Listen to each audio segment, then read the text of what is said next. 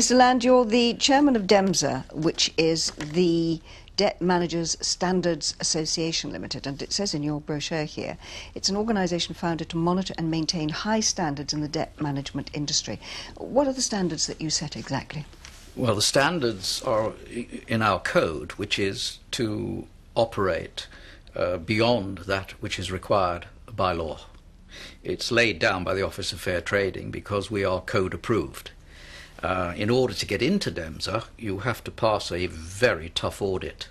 It usually takes about 3 months after you apply, and your company is thoroughly audited. When your members are advising people on debt management, what are the basic things that you expect them to do and say to ensure that whoever comes to them gets the best service possible? Negotiate with their creditors. Try to persuade them, and mostly they are successful, in having interest frozen so that the debt is not increasing. To try and effect a repayment schedule that enables the debtor to have some semblance of order in their lives. Do DEMSA approve of the fact that there are members who feel, whether they tell the person who is the debtor or not, that it is acceptable for any debt management company to keep for 2 months all of the fees and therefore for 3 months pay no money at all to creditors and put that person into further debt? But what about the trade-off to get all the interest removed maybe for 5 or 6 or 7 years? And if that doesn't happen? If that doesn't happen, I mean, are you telling me it doesn't happen? I'm telling you that we have a case where that has not happened, where someone's bills were not paid for 3 months, all of the fees paid went to the debt management company, as a result of which their interest rose from £1,000 to £1,214 and 3p. How do you justify that practice? But you cannot operate a commercial debt management operation unless you charge for it. It's not possible. Now, yes, but what you're saying then is that the profit of the individual company is more important than the debt management of the individual. No, I am not saying that at all. I am saying that the free services and the charitable services are woefully inadequate. It's not my view.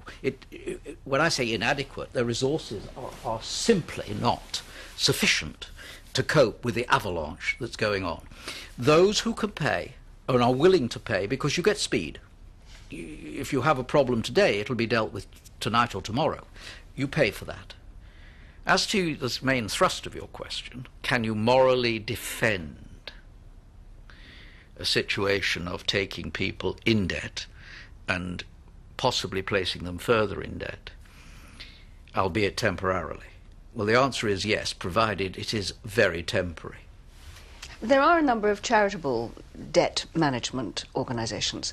Is it incumbent upon your professional organisation, or indeed any of your members, to point debtors into their direction? Yes, because you will find on all the websites of our members a link to a booklet published by the Insolvency Service. It's something like Insolvency Service dealing with debt or something like that. And all our members' websites will have that, which points them.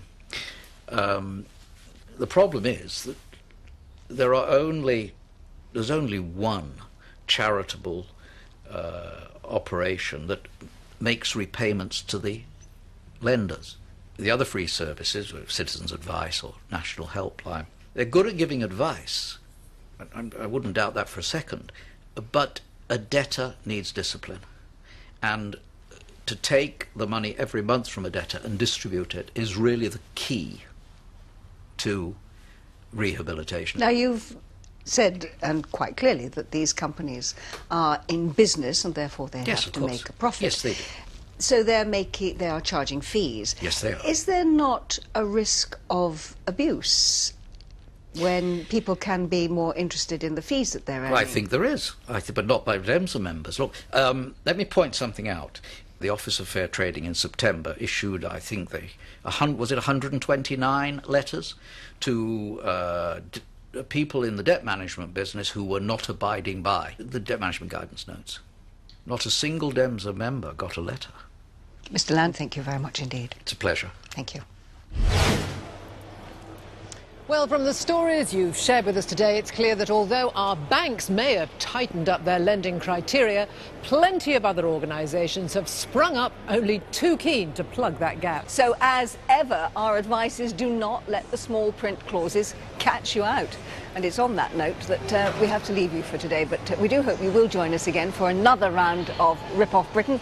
But until we do, from all of us, bye-bye. Bye-bye. See you soon. Bye. I know. We get a double dose of the comic talents of Lee Mack tonight from 9, kicking off as guest presenter for Have I Got News For You. And after that, he hosts the comedy live at the Apollo, where US comedian Rich Hall is on the bill. Homes Under the Hammer camps it up next today as a holiday chalet in Devon goes to auction.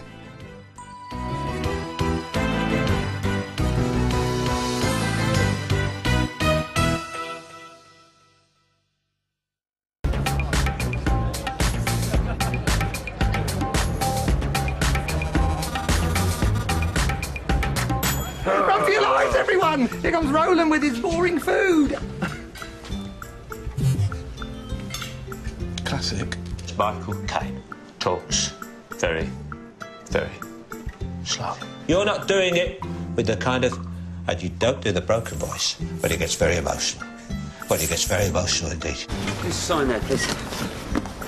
There you go, sir. Precision-engineered comedy from BBC Two. Hello, welcome to Live at the Apollo. A lot of comedians will talk about going to the supermarket. What were they selling? I do all my stuff online. A lot of comedians will talk about their sex lives. But that's a moment of sheer panic, isn't it? Same problem. Live at the Apollo continues with Lee Mack, Rich Hall and Danny Boy tonight at 9:30 on BBC One and BBC One HD.